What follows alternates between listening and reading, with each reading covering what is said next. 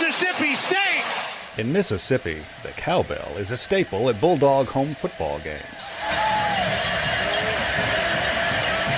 But the cowbell is also a musical instrument that has been used by many popular bands. From Led Zeppelin to the Rolling Stones. These songs predate the now famous More Cowbell sketch on Saturday Night Live. SNL's use of the cowbell only magnified its presence. The sketch stars actor Christopher Walken as music producer Bruce Dickinson and Farrell, who wants to go against the band's wishes. And if Bruce Dickinson wants more cowbell, we should probably give him more cowbell. Say, baby. The last time I checked, we don't have a whole lot of songs that feature the cowbell. Mississippi State University fans adopted the sketch as it is played on the video board minutes before kickoff at each home football game. Listen as the fans echo the actors. Guess what? I got beer. The only prescription is more. In Mississippi, when it comes to the cowbell, many people think of MSU athletics, whereas those in other states may think of a bell cow, or the cowbell as an instrument in songs. WMSV Radio General Manager Anthony Craven knows of other universities and professional teams that have used the cowbell briefly, but nothing at the level as Mississippi State. It really is unique, and the sound it creates, not just the decibel level, but the actual way that your ear interprets it, is very unique. And if you aren't accustomed to it, it can be very jarring, which is probably the entire point of why it's used. Outside of sports, the cowbell has played an important part in music history as well.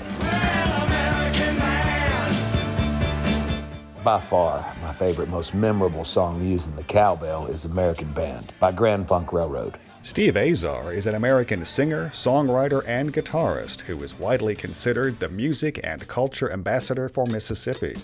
Azar is a friend of Grand Funk Railroad drummer and producer Don Brewer. Great guy, crazy talented, and to me that song just wouldn't have been the same without using the cowbell. Next to a Mississippi State football game, that's the coolest I've ever heard it sound.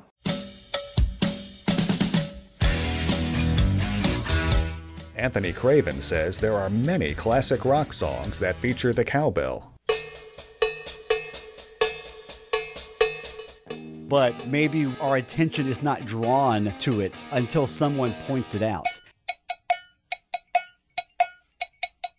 I had one of those moments of, I had forgotten that they used the cowbell so prominently in this song, where the cowbell is used either in conjunction with the drum beat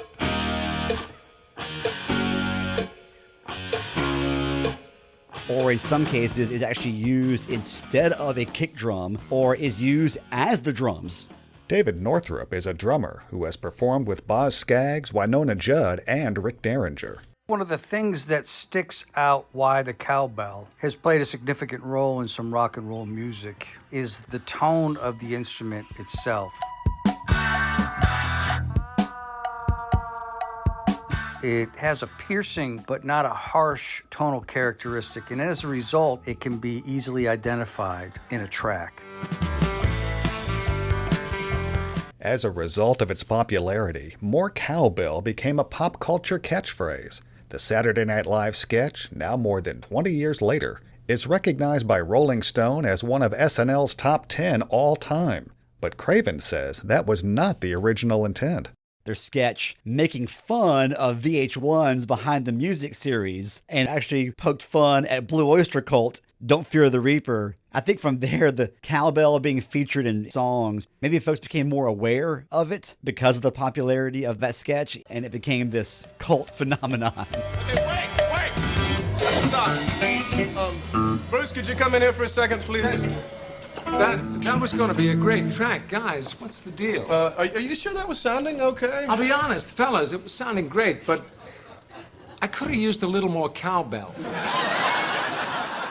It's all part of the cowbell culture, a small instrument with a big impact as a fixture in American music, sports, and popular culture. For WMSV, I'm Terry Likes.